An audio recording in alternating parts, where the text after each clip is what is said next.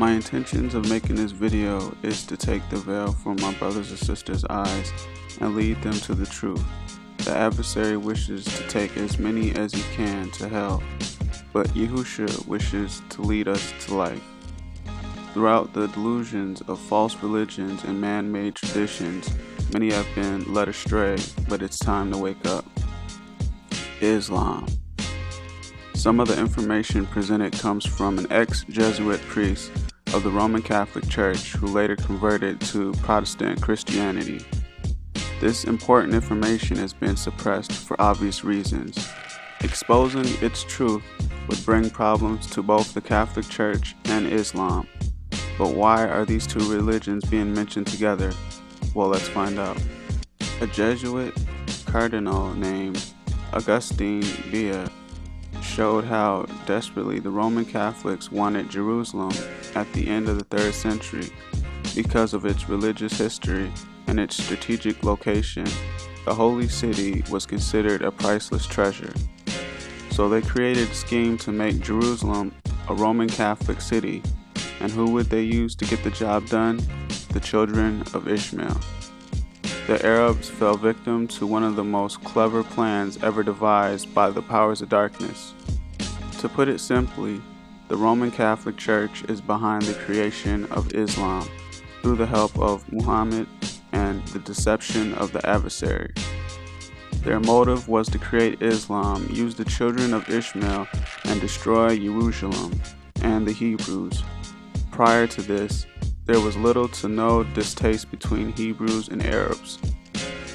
Sweeping changes were in the wind. Corruption, apathy, greed, cruelty, perversion, rebellion were eating at the Roman Empire, and it was ready to collapse. The persecution of those following Mashiach was useless as they continued to lay down their lives for the gospel of Mashiach. The only way Satan could stop this was to create a counterfeit Christian religion to destroy the work of God. The solution was in Rome. Their religion had come from ancient Babylon, and all it needed was a facelift. This didn't happen overnight, but began in the writings of the early church fathers. It was through their writings that a new religion would take shape. The statue of Jupiter in Rome was eventually called St. Peter, and the statue of Venus was changed to the Virgin Mary. The site chosen for its headquarters was on one of the 7 hills called Vaticanus, the place of diving serpent, where the satanic temple of Janus stood. In the Vatican briefing, Cardinal Bia told us this history. A wealthy Arabian lady who was a faithful follower of the Pope played a tremendous part in this drama. She was a widow named Khadijah. She gave her wealth to the church and retired to a convent, but was given an assignment. She was to find a brilliant young man, that being Muhammad, who could be used by the Vatican to create a new religion and become the Messiah for the children of Ishmael. Khadijah had a cousin named Waraqah, who was also a very faithful Roman Catholic, and the Vatican placed him in a critical role as Muhammad's advisor. He had tremendous influence on Muhammad. Teachers were sent to a young Muhammad, and he had intensive training. Muhammad studied the works of St. Augustine, which prepared him for his great calling. The Vatican had Catholic Arabs across North Africa spread the story of a great one who was about to rise up among the people and be the chosen one of their God. While Muhammad was being prepared, he was told that his enemies were the Jews and that the only true Christians were Roman Catholic. He was taught that others calling themselves Christians were actually wicked impostors and should be destroyed. Many Muslims believe this to this day. History proves that before Islam came into existence, the Serabims in Arabia worshipped the moon god, who was married to the sun god. They gave birth to 3 goddesses who were worshipped throughout the Arab world as daughters of Allah. An idol excavated at Hazor in Palestine in the 1950s shows Allah sitting on a throne with the crescent moon on his chest. So we see that Allah is a false god or deity, which falls into the category of idolatry, which in the Bible states, "Thou shalt have no other gods before me. Thou shalt not make unto thee any graven image or any likeness of anything that is in the heavens above, or that is in the earth beneath, nor that is in the waters under the earth. Thou shalt not bow down to them, nor serve them." Shemuth, or Exodus 23-5. The Vatican helped to finance the buildings of these massive Islamic armies in exchange for three favors: eliminate the Hebrews and Christians.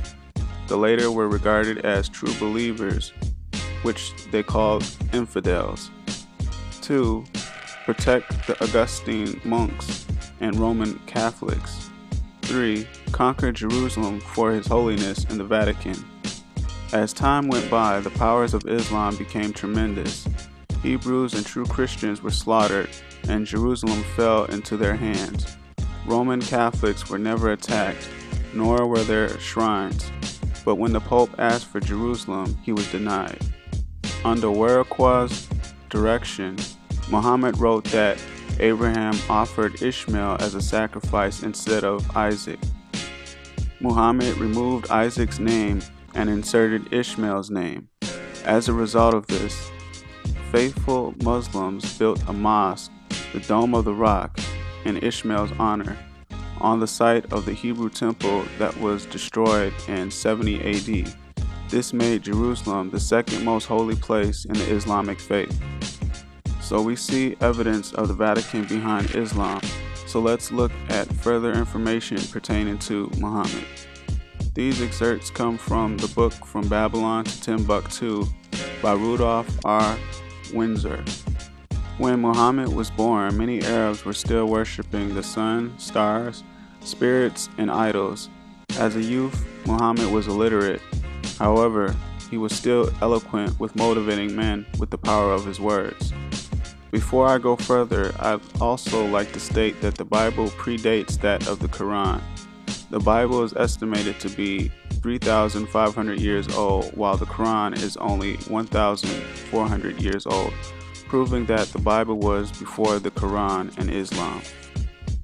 Muhammad frequented the environment of the Hebrews, and although he could neither read or write, his ears were still attentive to everything that the Hebrews relayed to him.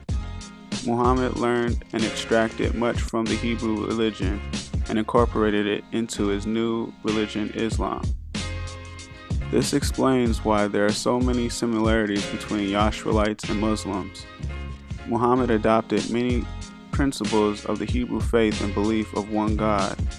It's fair to mention that in the beginning, Muhammad spoke against idolatry, but later would accept pagan practices to convert more followers.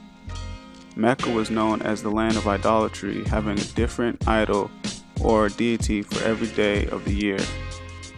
Later, Muhammad took the Hebrew saying Shema Yasharah Adonai Eloheinu Adonai Ahad, which is, "Hear, O Yasharah, the Master, our God, the Master is one," and changed it to his own slogan of "There is no God but Allah, and Muhammad is the Prophet of Allah." After trying to convert the Hebrews to his new religion, but with no success, the esteem he once held for the Hebrews suddenly grew into immediately. The Hebrews prayed 3 times a day, and Muhammad, in defiance, upped the ante to 5 times a day. Hebrews would face Jerusalem, as many Muslims once did, but Muhammad changed it, showing more defiance, turning his back and praying towards Mecca. The true Holy Sabbath is Saturday, but Muhammad would change it to Friday, and the Catholics changed theirs to Sunday, following sun worship. Muhammad changed the Day of Atonement of the Hebrews to his own Ramadan. In an effort of 2 religions trying to gain more followers, Christianity adopted pagan and barbaric customs, and Muhammad, to gain loyalty from the pagan Arabs, adopting many of their beliefs and customs, the Kaaba stone, an idol, being one of them, in high regards of the new religion, and the pagan temple, at Mecca was to remain a holy site. Hebrews of the Bible had wine and celebrations and feasts, of course drinking in moderation, while Muhammad would decide to abstain from alcohol altogether.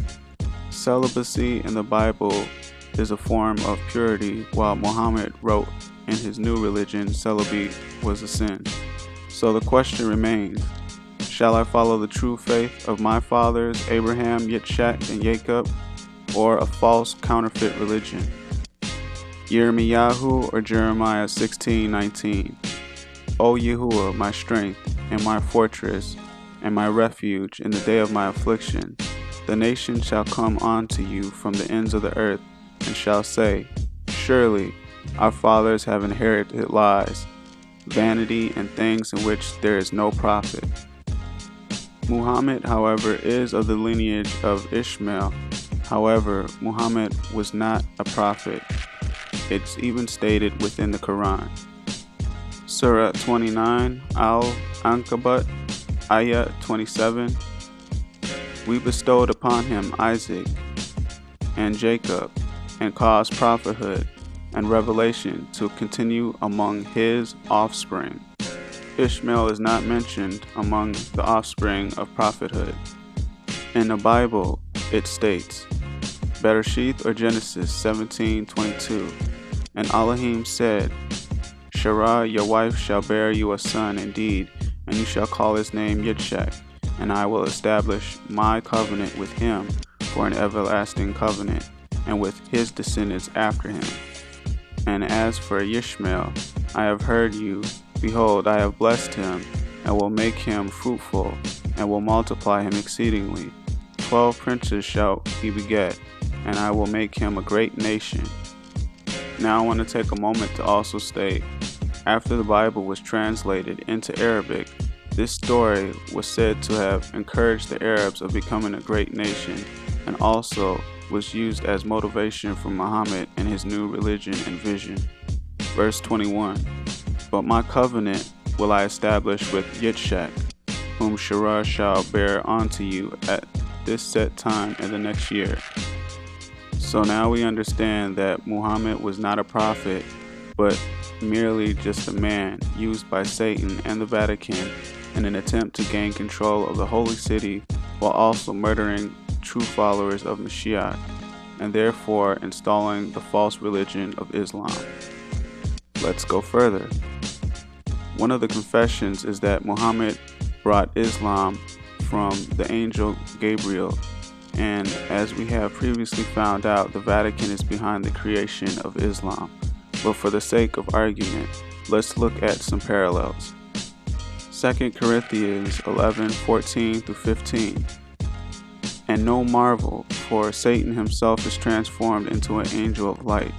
Therefore, it is no great thing if his ministers also be transformed as the ministers of righteousness, whose end shall be according to their works. I believe that this being was either the deception of Satan or a demon who referred to himself as the angel Gabriel. So now let's look at some evidence of people's encounter with Gabriel. Daniel 10:12. Then said he unto me, Fear not, Daniel, for from the first day that you did set your heart to understand and to humble yourself before your Elohim, your words were heard, and I have come because of your words. Luke 2:10. And the angel said unto me, Fear not, for behold, I bring you good tidings of great joy, which shall be to all people. Matthew or Matthew 1:20. But while he thought on these things, behold, the angel of Yahuwah appeared unto him in a dream, saying, Joseph, son of David, fear not to take unto you Miriam your wife, for that which is conceived in her is of the Holy Spirit. What should be noted is that each time those who were visited by Gabriel were assured not to be afraid. Now let's look at Muhammad's encounter with a false angel of light. From the Sahih al-Bukhari, Hadith 9111. The angel came to him and asked him to read. Muhammad replied, I do not know how to read. Muhammad added, The angel caught me forcefully and pressed me so hard that I could not bear it any more. He then released me and asked me again to read, and I replied, I do not know how to read. Thereupon he caught me again and pressed me a second time till I could not bear it any more. He then released me and again asked me to read, but I replied, I do not know how to read, or what shall I read? Thereupon he caught me for the third time and pressed me, and then released me and said, read in the name of your master, who has created man for a clot. Read, and your master is the most generous. Then Allah's messenger Muhammad returned with the inscription and with his heart beating severely. Then he went to Khadijah bint Khuwailid and said, cover me, cover me. They covered him till his fear was over, and after that he told her everything that had happened and said, I fear that something may happen to me. This encounter doesn't sound anything like those. Now let's look at some of the symbols worn by the Muslim radicals.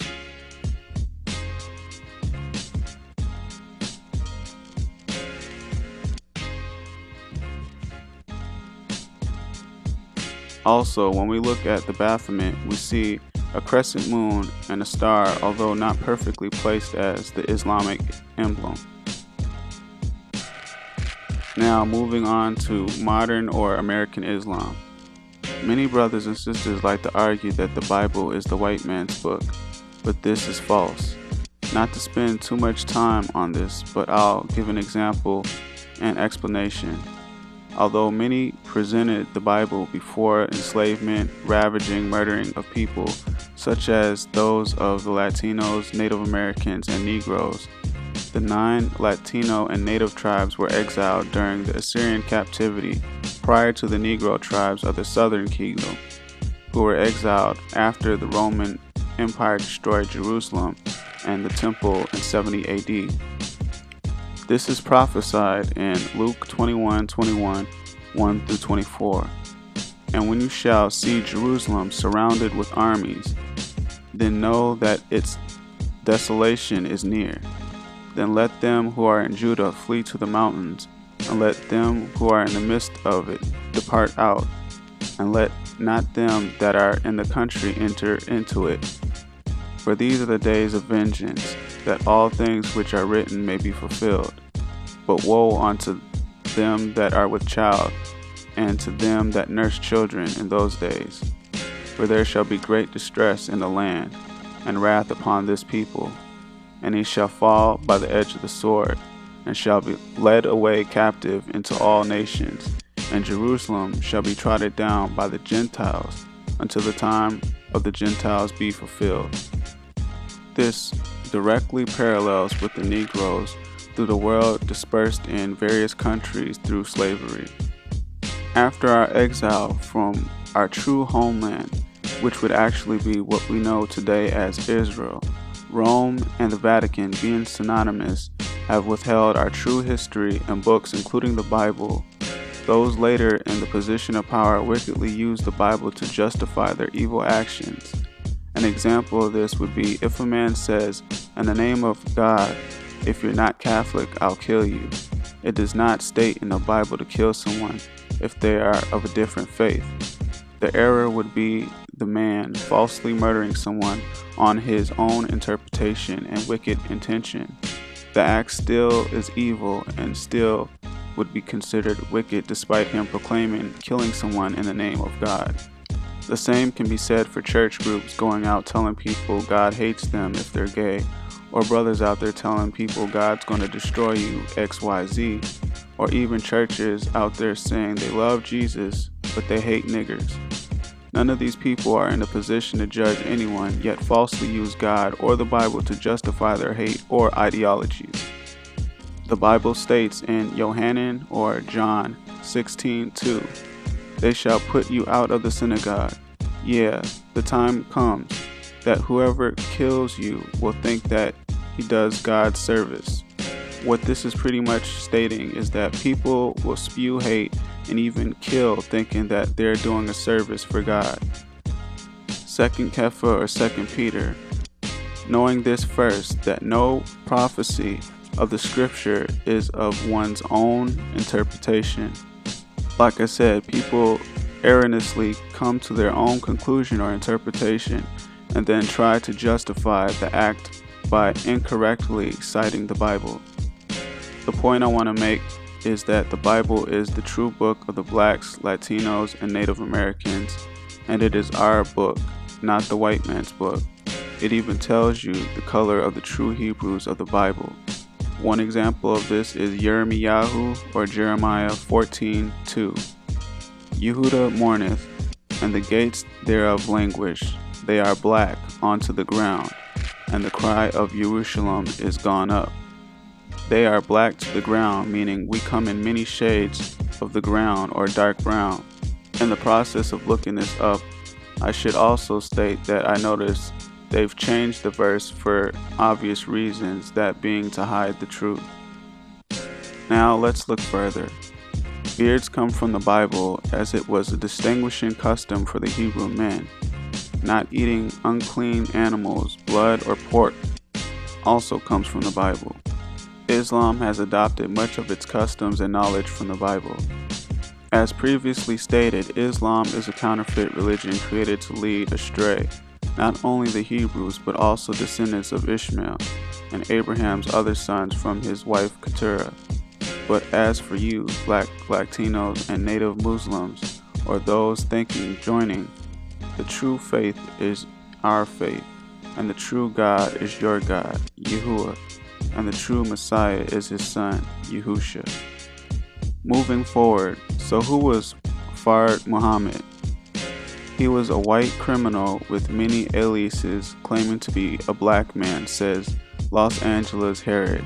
He sold narcotics and was the founder of the NOI Nation of Islam in America.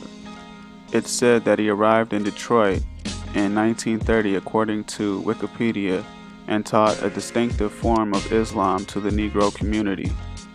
His speeches appealed to the problems of the Negroes in America at that time, and by reason, many found his speeches as well as his form of Islam very appealing, teaching that blacks in America were the original Asiatic black man from the tribe of Shabazz, the only survivor of 13 tribes on the planet Earth 66 trillion years ago, after a rogue scientist blew up the planet, splitting the moon. Ironically, Google states that the world is only about 4 billion years old. The obvious should be that trillion is greater than billion. So they're suggesting they existed before the earth was even created. Anyways, they also claim white people were a created race scientifically and so on, all of which is false. What I find worse is that the NOI claims white people to be devils and the Bible to be the white man's book, which is false, but were led by a white man whom they refer to as master. Sounds like slavery to me. Elijah Muhammad also recognized W.D. Fard Muhammad as being Allah and claimed that Fard is the source of all his teachings. You know, I differed with my father. Yes. And I didn't want to differ with him. Yes. In fact, I never differed with him directly. I was told, he was told that someone heard me saying something different. Mm-hmm. So he called me to question me about it. And I told him that I could more readily believe that he was God than I could believe that his teacher was God, because his teacher was a white man and he said white people were devils. And also I told him that I understand something from your teacher that makes me believe that he said those things, but he also left enough evidence of his real intent, and that was to bring us to the correct idea of God in Islam. And for example, my mother, when I was leaving the home one day, after my father had insisted that I accept God the way he presented God, or I was going to be cut off from all communication. He told me he knew it would hurt me to know that I wouldn't be able to see my mother. He said, you won't be able to talk to your mother or see her. So I didn't change. And as I was leaving, my mother was hurt, and it hurt me to see her hurting like that. She said she walked me to the door, which she didn't do. That was normal for her when my father excused you. And she stood on the porch at the door and she said, Wallace, why don't you go back there and accept this? Just say you believe. I said, Mama, tell me what Mr. Farad told you all. I said, did he tell you he was God? And she looked like her face went blank and it looked like she didn't know what to say. And a few seconds she said, no, he did not. So in fact, he told us to not even call him prophet. Said that was too big a title for him. Then I said to my mother, how can you ask your son now to accept a man as God who told you prophet was too big a title for him? Moving on, later Elijah Muhammad would become his student, and when Fard Muhammad once again disappeared, Elijah Muhammad would take his place as minister of the NOI. First off, I need to explain that Negroes are not from Mecca, and the white race is a mutation of DNA, that of leprosy or white skin. I find it surprising that no one ever mentions albinos being born of black couples with long blonde hair and blue eyes. Also, climate changes can change or adapt one's features. Examples of this can be found in the film Hidden Colors 2. A suggestion is a Negro nose is particularly suited for warmer climates, allowing shorter travel of air to stay cool, while European noses being longer in a colder climate being suited to take more time for the air to enter the body, warming it up, being suited for colder climates. However, the Bible tells you who you really are and gives our true history. Quick breakdowns with reasonable hypothesis and biblical history. So let's draw a parallel. Let's say at one point the world was one landmass, also known as Pangaea. I'll make this synonymous with Asia or Asiaticus or what have you. The world was once flooded and one family of people survived as mentioned in the Bible: Noah, his wife, his 3 sons, and their wives. After this, the world may have been broken up over time to form the countries as we know them today.